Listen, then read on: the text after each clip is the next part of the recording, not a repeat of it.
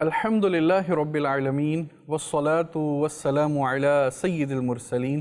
أما بعد فأعوذ بالله من الشيطان الرجيم بسم الله الرحمن الرحيم الصلاة والسلام عليك يا رسول الله وعلى آلك وأصحابك يا حبيب الله الصلاة والسلام عليك يا نبي الله وعلى آلك وأصحابك يا نور الله. Viewers of Madani channel, once again, you are welcome in program Forecast. Madani channel کے ناظرین، حضور پاک صلی اللہ تعالی علیہ وآلہ وسلم ارشاد فرماتے ہیں، قیامت کے روز جب اللہ کے عرش کے سوا کوئی سایہ نہ ہوگا، تین شخص اللہ کریم کے عرش کے سائے میں ہوں گے. The one who removed the difficulty from any of my ummati. جی ہاں، پہلا وہ شخص حضور نے بتایا کہ جو میرے کسی امتی کی پریشانی دور کر دے. Number 2، the one who revived my sunnah، وہ جس نے میری سنت کو زندہ کیا. and number 3، the one who recites درود upon me abundantly، وہ جو مجھ پر کثرت سے درود پاک پڑھنے والا ہے. تو اللہ تبارک و تعالی ان خوش نصیب لوگوں کو اپنے عرش کے سائے میں جگہ عطا فرمائے گا. آئیے شوق، ذوق اور محبت کے ساتھ حضور پاک صلی اللہ تعالی علیہ وآلہ وسلم پر درود پاک پڑھتے بھی ہیں اور نیت کرتے ہیں کہ ہم اپنی زندگی میں زیادہ سے زیادہ حضور پاک صلی اللہ تعالی علیہ وآلہ وسلم پر درود پاک پڑھنے کی عادت بنائیں گے کہ یہ درود جہاں ہماری ان دنیاوی مصیبتوں، تکلیفوں، پریشانیوں سے نجات کا سبب ہے، وہیں آخرت میں روز محشر کی تکالیف، پریشانیوں اور مصائب سے بھی نکالنے کا سبب ہے. صلو علی الحبیب صلی اللہ تعالی علی محمد صلی اللہ تعالی علیہ وسلم. Viewers of Madani channel, we all love our homes, houses, where we live. ہم سب کو اپنا گھر عزیز ہوتا ہے، اپنے گھر سے پیار ہوتا ہے، اور ہم سب جہاں رہتے ہیں جس کو گھر کہا جاتا ہے اس کے کچھ ہم نے رولز سیٹ کیے ہوتے ہیں، اور ہم یہ نہیں چاہتے، نہ ہم یہ پسند کرتے ہیں کہ کوئی ان رولز کو توڑے. ایک گھر کی جو باؤنڈری ہوتی ہے، جو ایک تقدس ہوتا ہے، وی آل میک شور کہ اس کو پامال نہ کیا جائے. ایک گھر وہ ہے جس میں میں رہتا ہوں، جس میں آپ رہتے ہیں، اور ایک اس کی حرمت ہے، ایک اس کی ڈگنیٹی ہے، رسپیکٹ ہے، ویلیو ہے. اور ایک گھر ہے اللہ سبحانہ و تعالی کا، جس کو مسجد کہا جاتا ہے، جس کو اللہ نے اپنا گھر کہا ہے، جہاں اس کے بندے اس کی عبادت کرتے ہیں.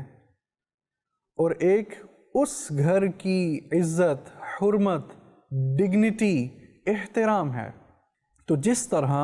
ہم معاشرے میں ان مختلف برائیوں کو پھیلتا ہوا دیکھ رہے ہیں، وہیں ایک برائی جو آج اس معاشرے میں پائی جاتی ہے، جس کو میں اور آپ دیکھ رہے ہیں، جس کے بارے میں میرے اور آپ کے آقا صلی اللہ تعالی علیہ وآلہ وسلم نے دیگر برائیوں کی طرح آج سے 1400 سال پہلے آگاہ فرما دیا تھا، وہ کیا ہے؟ آئیے میں آپ کے ساتھ حدیث پاک شیئر کرتا ہوں. And that is our today's main topic, theme and حدیث. قال رسول اللہ صلی اللہ تعالی علیہ وآلہ وسلم، اللہ کے رسول صلی اللہ تعالی علیہ وآلہ وسلم نے ارشاد فرمایا، یأتی علی الناس زمان، a time will come on people، لوگوں پر ایک ایسا زمانہ آئے گا، یکون حدیثہم فی مساجدہم فی امر دنیاہم، جی ہاں، کہ مساجد میں دنیا کی باتیں ہوں گی. حضور ارشاد فرماتے ہیں، فَلَا تُجَالِسُوهُمْ فَلَيْسَ لِلَّهِ فِيهِمْ حَاجَةٌ، تو تم ان کے ساتھ نہ بیٹھو کہ اللہ کو ان سے کچھ کام نہیں. کن کے ساتھ نہ بیٹھو؟ وہ لوگ جن کی مساجد کے اندر گفتگو دنیا سے متعلق ہوگی، اپنے پرسنل ورلڈلی میٹرز، دنیاوی معاملات، بزنس، فیملی ایشوز، پھر اس سے بڑھ کر جو ہم آج دیکھ رہے ہیں، ہنسی مذاق، شور شرابہ، کون سی باتیں ہیں، کون سے لہجے ہیں جو ہم آج مساجد میں نہیں دیکھتے، نہیں سن رہے، اور کیسی محرومی ہے ان لوگوں کے لیے کہ جن کے ساتھ بیٹھنے سے ہمارے آقا صلی اللہ تعالی علیہ وآلہ وسلم ہمیں منع فرما رہے ہیں۔ ہم اپنے بچوں کو ایسے بچوں کے ساتھ بیٹھنے سے منع کرتے ہیں کہ جن کا اخلاق اچھا نہیں ہوتا، جن کی زبان اچھی نہیں ہوتی، جن کی عادات اچھی نہیں ہوتی، تو سوچئے وہ شخص کیسے اچھا ہو سکتا ہے جس کے ساتھ بیٹھنے سے اللہ کے رسول جو کہ رحمت للعالمین ہے، بیٹھنے سے اپنے امتیوں کو منع فرمائے۔ کیا فرمایا؟ فَلَا تُجَالِسُوهُمْ، تم ان کے ساتھ نہ بیٹھو۔ اور دیکھیے کہ جو اللہ کے گھر کی حرمت، تقدس، ڈگنیٹی، رسپیکٹ، آنر، اس کا خیال نہیں رکھتا، اس کی پرواہ نہیں کرتا، do you think that he would care about my respect, my house, my family? No way, not at all۔ جی ہاں، اور پھر یہ دیکھیے حضور کیا ارشاد فرماتے ہیں؟ فرمایا کہ اللہ کو ان سے کچھ کام نہیں، اللہ تو بے نیاز ہے، وہ ضرورتوں سے پاک ہے، ہم محتاج ہیں، ہماری ضرورتیں ہیں، ہماری حاجتیں ہیں جن کو اللہ پورا فرماتا ہے۔ تو پھر اس بات کا کیا مطلب کہ اللہ کو ان سے کوئی کام نہیں؟ اس حدیث پاک کا ایک معنی یہ بیان کیا ہے کہ اس کا مطلب ہے کہ اللہ تعالیٰ ان لوگوں پر کرم نہیں فرمائے گا، اور ہمیں تو حاجت ہی اس کے کرم کی ہے، اس کے فضل کی ہے، تو پھر جو اس کے کرم سے محروم، اس کے فضل سے محروم، بتائیے اس کا کیا بنے گا دنیا اور آخرت میں؟ کہیں ایسا تو نہیں کہ ہماری جو فکریں ہیں، ہماری پریشانیاں ہیں، مختلف آزمائشیں ہیں، ان کی وجہ ایک یہ نہ ہو کہ ہم مساجد میں ہمارا جو رویہ ہے وہ اللہ کو ناراض کرنے والا ہے، مساجد میں ہم کہیں شور و غل میں مبتلا تو نہیں، بلند آواز سے دنیاوی باتوں میں مشغول تو نہیں؟ ہمیں چاہیے کہ ہم اس چیز پر غور و فکر کریں اور خود کو اس بات سے ہر طرح سے محفوظ رکھیں کہ ہم سے مسجد سے متعلق کوئی بے ادبی ہو۔ جہاں مسجد کی ویلیو، مسجد کی رسپیکٹ، مسجد کے احترام کی بات ہو رہی ہے کہ جب مسجد میں بلند آواز سے دنیاوی گفتگو کرنا، شریعت اس بات کی اجازت نہیں دیتی، حتیٰ کہ آپ جانتے ہیں کہ کسی شخص کی کوئی چیز گم ہو جائے تو it is a natural that he gets وری، وہ پریشان ہوتا ہے اور وہ تلاش کرتا ہے، ٹھیک ہے؟ اب اگر ایسا شخص مسجد میں جس کی کوئی چیز گم ہو گئی اور وہ اس کو تلاش کرتے ہوئے بلند آواز سے پوچھے کہ میری چیز کہاں ہے، میری چیز نہیں مل رہی، کسی کو مل جائے تو وہ مجھے پہنچائے، مجھے دے، یعنی کہ بلند آواز سے اپنی چیز کو تلاش کرے، تو حدیث پاک میں ایسے شخص سے متعلق بھی ناراضگی کا اظہار کیا گیا ہے۔ اب جب ایک شخص جس کی ایک جینون مجبوری ہے، اس کی چیز گم ہو گئی، اس کو اس بات کی اجازت نہیں کہ وہ بآواز بلند اپنی چیز کو تلاش کرے، اس سے متعلق اعلان کرے مسجد کے اندر، تو پھر وہ شخص جو فضول گفتگو کرے، وہ شخص جو ہنسی مذاق کرے، جس کے کہکہے بلند ہوں، بتائیے کہ اس سے اللہ اور اس کے رسول صلی اللہ تعالی علیہ وسلم کس قدر ناراض ہوں گے۔ حضرت ابو ہریرہ رضی اللہ تعالی عنہ روایت کرتے ہیں کہ رسول اللہ صلی اللہ تعالی علیہ وسلم نے ارشاد فرمایا، جو کسی کو مسجد میں بلند آواز کے ساتھ گمشدہ چیز ڈھونڈتے سنے تو وہ یہ کہے اللہ عز و جل وہ گمشدہ چیز تجھے نہ ملائے، کیونکہ مسجدیں اس کام کے لیے نہیں بنائی گئیں۔ اللہ اکبر۔ اس حدیث پاک سے آپ اندازہ لگا لیجئے کہ جب ایک گمشدہ چیز ڈھونڈنے کے لیے آواز بلند کرنے کی مسجد میں اجازت نہیں، تو پھر شور و غل، کہے، غیر ضروری دنیاوی گفتگو وہ کس قدر ناپسندیدہ ہے۔ اب جب مسجد کے احترام کی بات ہو رہی ہے، مسجد کی حرمت اور تقدس کی بات ہو رہی ہے، اور حضور پاک صلی اللہ تعالی علیہ وسلم نے ہمیں آگاہ فرمایا کہ ایک زمانہ ایسا آئے گا کہ لوگ دنیاوی گفتگو میں مشغول ہوں گے، گویا کہ مسجد کا تقدس پامال کیا جائے گا، تو وہیں ہمیں یہ بھی دیکھنا ہے کہ اور کون کون سی ایسی صورتیں ہیں جن کے ذریعے سے مسجد کی حرمت، تقدس پامال ہوتا ہے اور ہم اس کو دیکھ رہے ہیں۔ مسجد اللہ کا گھر ہے، اللہ نے اس کو تعمیر کرنے کا حکم دیا، انما یعمر مساجد اللہ من آمن باللہ والیوم الآخر، کہ بے شک اللہ کے گھر وہی لوگ تعمیر کرتے ہیں، بناتے ہیں جو اللہ اور آخرت کے دن پر ایمان رکھتے ہیں۔ تو جہاں اللہ نے ہمیں مسجد کی تعمیر کا حکم دیا، وہیں پھر اس کے تقدس، اس کی حرمت کا پاس رکھنے کا بھی حکم دیا۔ اب ہم دیکھتے ہیں کہ جب ایک تو ویسے ہی ہمارا المیہ ہے اس معاشرے کا کہ جیسے جیسے قرب قیامت آتی جا رہی ہے، لوگ بدقسمتی سے مسجد سے دور ہوتے چلے جا رہے ہیں۔ اب دیکھیے مسلمانوں کی تعداد کتنی ہے اور مسجد آنے والوں کی تعداد کتنی ہے، بالکل مختصر۔ پھر ایک اور المیہ کہ جو مسجد آتے ہیں ان میں سے کتنے مسجد کا ادب کرتے ہیں، کتنا احترام ملحوظ خاطر رکھتے ہیں، اور اس بات سے ڈرتے ہیں کہ کوئی ایسی بات، کوئی ایسا کام نہ ہو کہ جس کے ذریعے سے مسجد کی بے ادبی ہو۔ اور یہ سب کیوں ہوتا ہے؟ کیونکہ ہم نے کبھی سیکھا ہی نہیں کہ مسجد کا تقدس کیا ہے، مسجد کی کیا حقوق ہیں، مسجد کے کیا آداب ہیں۔ بہت سارے لوگ نماز پڑھنے آتے ہیں لیکن ان کا گیٹ اپ، ان کی کسٹیوم، ان کی ڈریسنگ وہ ایسی ہوتی ہے کہ وہ کبھی بھی اس گیٹ اپ کے ساتھ کسی معزز شخص، کسی گیدرنگ، کسی فیملی ایونٹ کے اندر جانا پسند نہیں کریں گے۔ لیکن اسی گیٹ اپ کے ساتھ ہم دیکھتے ہیں کہ لوگ مسجد آ جاتے ہیں، کپڑے ان کے میلے ہوتے ہیں،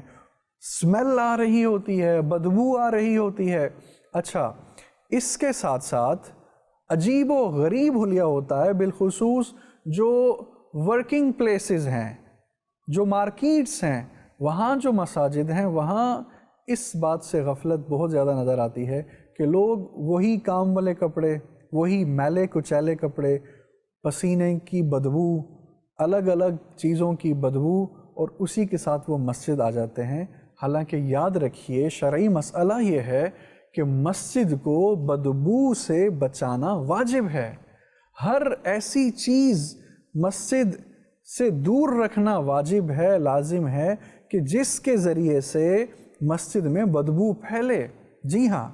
اب ہم اپنے اوپر غور کریں کہ کہیں ایسا تو نہیں کہ ہم مسجد میں بدبو لے جانے والے ہیں۔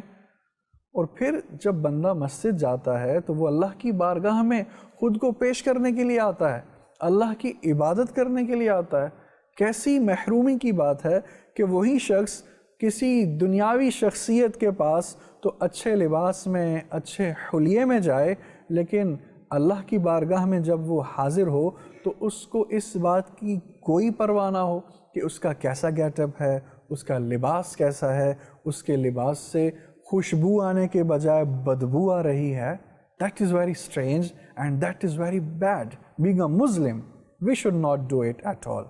جبکہ ہمیں تو اللہ تبارک و تعالی عبادت کرنے کے لیے، نماز پڑھنے کے لیے ہمارا کیا انداز ہونا چاہیے، اس سے متعلق ارشاد فرماتا ہے، یا بنی آدم، او children of Adam,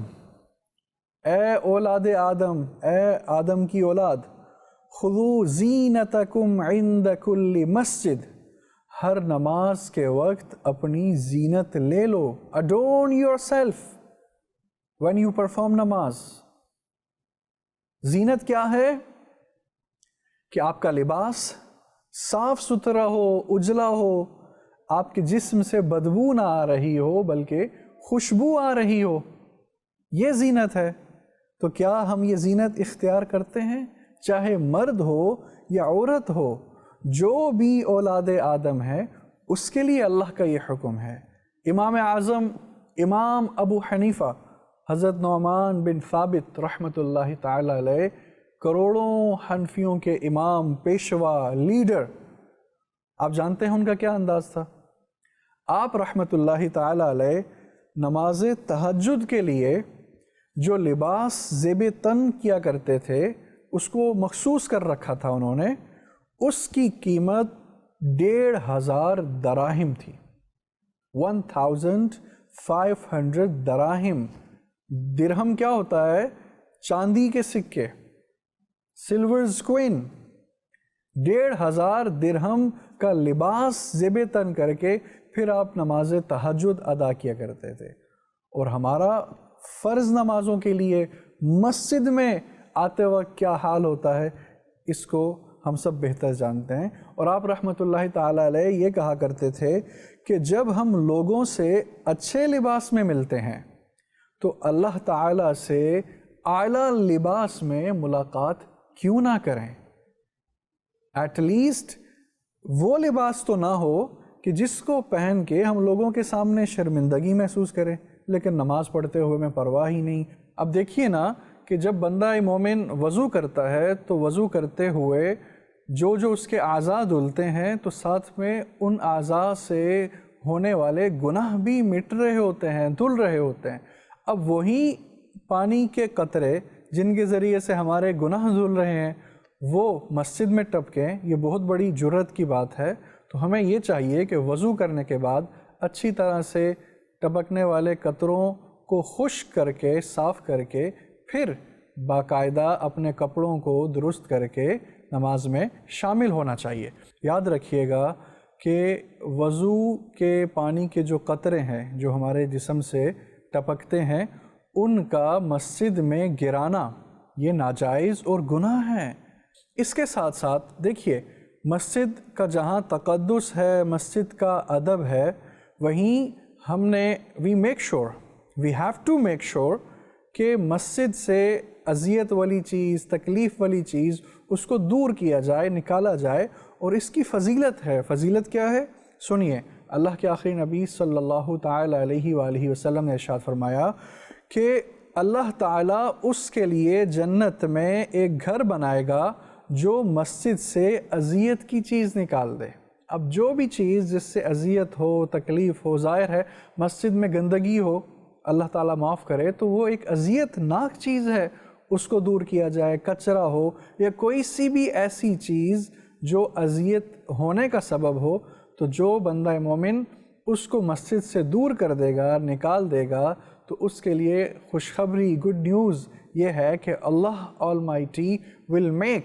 will create a house for him in Jannah۔ سبحان اللہ، we all want house in paradise۔ تو یہ ایک خوبصورت، پیارا اور آسان عمل ہے کہ مسجد سے اذیت والی چیز کو، بدبو آ رہی ہے، آپ خوشبو لگا دیں، خوشبو کی دھونی دے دیں۔ یہ تو فاروق اعظم حضرت امیر المؤمنین عمر بن خطاب رضی اللہ تعالی عنہ، آپ کا پیارا عمل تھا کہ آپ رضی اللہ تعالی عنہ ہر جمعے کو مسجد نبوی میں خوشبو کی دھونی دیا کرتے تھے، جس سے مسجد مہک اٹھتی تھی، معطر ہو جایا کرتی تھی۔ تو یہ بھی ایک پیارا عمل ہے مسجد کو خوشبودار کرنے کا، اور اگر اللہ تعالیٰ معاف کرے بدبو آ رہی ہو تو اس اذیت کو دور کرنے کا۔ تو ناظرین، جہاں ہمیں مسجد تعمیر کرنے کا حکم ہے کہ مساجد بنائی جائیں جہاں اللہ کی عبادت ہو، اللہ کا ذکر کیا جائے، وہیں ہمیں مسجد کے تقدس کا خیال رکھنا ہے، اس کا بھی حکم ہے۔ اور اس کے لیے ہمیں کیا کرنا ہوگا؟ ہمیں علم دین حاصل کرنا ہوگا، مساجد کے آداب ان کو جاننا ہوگا، سیکھنا ہوگا، اور پھر اپنے بچوں کو سکھانا ہوگا۔ بچہ جس کی سب سے پہلی تربیت گاہ اس کی والدہ کی گود کہا گیا ہے، تو جہاں ہمیں اپنے بچوں کو دیگر تعلیمات سے روشناس کروانا ہے، ان کو دیگر تعلیمات دینی ہے، وہیں ہم نے اپنے سمجھدار ہونے والے بچوں کو کہ ناسمجھ بچے کو تو مسجد میں ویسے بھی جانے سے منع کیا گیا ہے کہ جس کو مسجد کے تقدس کا ابھی شعور نہیں ہے، خیال نہیں ہے، جو پاکی ناپاکی کے مسائل نہیں جانتا، یا جو خود کو ناپاکی سے مثال کے طور پہ پیشاب وغیرہ سے بچا نہیں پاتا، تو ایسے بچے کو مسجد میں جانے سے منع کیا گیا ہے۔ ویسے ہی تو جو سمجھدار بچے ہیں ان کو بھی ہم نے، والدہ نے، والد نے یہ تربیت کرنی ہے، یہ ایجوکیٹ کرنا ہے کہ بیٹا مسجد اللہ کا گھر ہے، اس کی حرمت ہے، اس کا تقدس ہے۔ میک شور کہ you don't make noise, you don't raise your voice there, you don't do anything which is against the respect، جو ادب کے خلاف ہو، جس سے مسجد کی حرمت پامال ہو رہی ہو۔ تو اللہ تعالیٰ ہمیں اپنی اولاد کی صحیح معنوں میں تربیت کرنے کی توفیق عطا فرمائے، اور اس کے لیے ہمیں علم دین سیکھنے کی توفیق عطا فرمائے۔ الحمدللہ دعوت اسلامی تبلیغ قرآن و سنت کی غیر سیاسی تحریک کہ جس کا نعرہ ہی مساجد بنانا اور مساجد کو آباد کرنا ہے، جہاں وہ دنیا بھر میں مساجد بنا رہی ہے، وہیں الحمدللہ وہ مدنی چینل کے ذریعے اور علم دین کے مختلف پلیٹ فارمز کے ذریعے مسجد کا تقدس، مسجد کی حرمت کیا ہے، اس کی تعلیم کو بھی عام کر رہی ہے۔ You will be amazed to know کہ الحمدللہ آپ کی دعوت اسلامی ایک سال میں کم و بیش 600 مساجد، مور و لیس 600 مساجد دنیا بھر میں تعمیر کرتی ہے، اور اب تک اللہ کے فضل سے approximately more or less 5,000 مساجد have been built by دعوت اسلامی۔ اللہ کا فضل ہے، اور یہ آپ کا تعاون ہے کہ آپ دعوت اسلامی پر جو بھروسہ کرتے ہیں، اس کو جو مان دیتے ہیں، اور اس کے ساتھ جو آپ کا عملی مالی تعاون ہے، اس کے ذریعے اللہ کے فضل سے الحمدللہ اب تک دنیا بھر میں تقریباً کم و بیش 5,000 مساجد تعمیر ہو چکی ہیں، اور یہ تعمیر کا سلسلہ مزید جاری ہے۔ آئیے، جہاں ہم نے مسجد سے متعلق سیکھا، رسول پاک صلی اللہ علیہ وسلم کی حدیث سنی، اور مسجد کے آداب کے بارے میں کچھ ہمیں آگاہی ملی، وہیں ہم یہ نیت بھی کرتے ہیں کہ ہم اللہ کا گھر بنانے کے لیے دعوت اسلامی کا ساتھ دیں گے، کہ اللہ کا گھر بنانا، مسجد کی تعمیر کرنا، اس کی تعمیر میں شمولیت اختیار کرنا، یہ تو صدقہ جاریہ والے اعمال میں سے ہے، وہ نیک اعمال کہ جس کا ثواب جاری رہے گا۔ میں اور آپ دنیا چھوڑ جائیں گے، ہمارے اعمال منقطع ہو جائیں گے، لیکن آپ کی بنائی ہوئی مسجد یا مسجد تعمیر کرنے میں آپ کی جو کنٹریبیوشن ہے، آپ کا جو تعاون ہے، وہ ثواب، وہ نیک عمل جاری رہے گا جب تک وہاں نماز پڑھی جاتی رہے گی، اللہ کا ذکر کیا جاتا رہے گا، اللہ اکبر کی صدائیں بلند ہوتی رہیں گی، آپ کے نامہ اعمال میں ثواب لکھا جاتا رہے گا۔ تو نیت کیجئے کہ کسی بھی طرح جس سے جیسے جیسے بن پڑے، وہ دعوت اسلامی کے ساتھ مل کے مساجد کی تعمیر میں حصہ بھی لے گا، اور پھر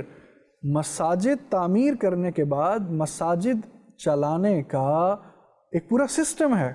اور اس سسٹم کے لیے بھی ظاہر ہے کہ ہمیں فائنانس کی ضرورت ہوتی ہے۔ آپ سب جانتے ہیں کہ گھر چلانا کتنے اخراجات ہوتے ہیں، اور اس کے لیے ہمیں ایک بجٹ بنانا ہوتا ہے، اس کے لیے ہمیں ارننگز کرنی ہوتی ہیں، کوشش کرنی ہوتی ہیں۔ تو مساجد جو اللہ کا گھر ہیں، اس کے بھی ایکسپینسز ہیں، اس کے امام، اس کے مؤذن، خادمین، ایسے ہی الیکٹریسٹی بلز وغیرہ، ان سب کے ٹھیک ٹھاک اخراجات ہوتے ہیں، اور وہ ہم مسلمان ہی مل جل کے تعاون کے ساتھ اس کو پورا کرتے ہیں۔ تو جہاں آپ مسجد ہیں، وہاں جو مساجد ہیں، دعوت اسلامی نے جو مساجد تعمیر کر رکھی ہیں، ان کا نظام چلانے کے لیے بھی ہم اپنا تعاون جاری رکھیں گے۔ ائمہ ہیں تو ان کی سیلریز ہیں، اگر 5,000 مساجد بن گئی ہیں تو اس کا مطلب ہے کہ وہاں 5,000 امام بھی ہوں گے، 5,000 مؤذن بھی ہوں گے، وہاں خادمین بھی ہوں گے جو وہاں کی صفائی ستھرائی اور باقی نظام کی دیکھ بھال کے لیے رکھے گئے ہوں گے، تو یہ ایک بڑا کام ہے، it is a big project. میں امید کرتا ہوں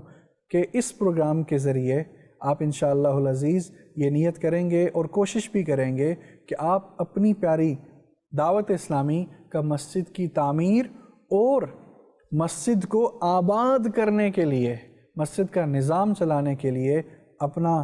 کنٹریبیوٹ جاری رکھیں گے، کنٹریبیوشن کریں گے، اور اس کے ذریعے اپنے لیے صدقہ جاریہ والے اعمال انشاءاللہ العزیز وہ کریں گے جو میری اور آپ کی آخرت کے لیے کام آئیں گے۔ اللہ تعالیٰ سے دعا ہے کہ اللہ تعالیٰ ہمیں رسول کریم رؤوف الرحیم صلی اللہ تعالیٰ علیہ وآلہ وسلم کی دی ہوئی تعلیمات کو سیکھ کر ان کے مطابق عمل کرنے کی توفیق عطا فرمائے، اور اپنے اہل خانہ کو، اپنے بچوں کو، اپنے دوست احباب کو اور دیگر مسلمانوں کو بھی ان دینی تعلیمات کو پہنچانے، سکھانے کی توفیق عطا فرمائے۔ آمین بجاہ النبی الامین صلی اللہ تعالی علیہ وسلم۔ انشاءاللہ العزیز پھر دوبارہ ایک نئے ایپیسوڈ کے ساتھ، ایک نئی حدیث، ایک نئی روایت، ایک نئے میسج اور موضوع کے ساتھ پھر حاضر ہوں گے۔ جب تک اجازت دیجیے، السلام علیکم ورحمۃ اللہ وبرکاتہ۔ صلو علی الحبیب صلی اللہ تعالی علی محمد صلی اللہ علیہ وسلم۔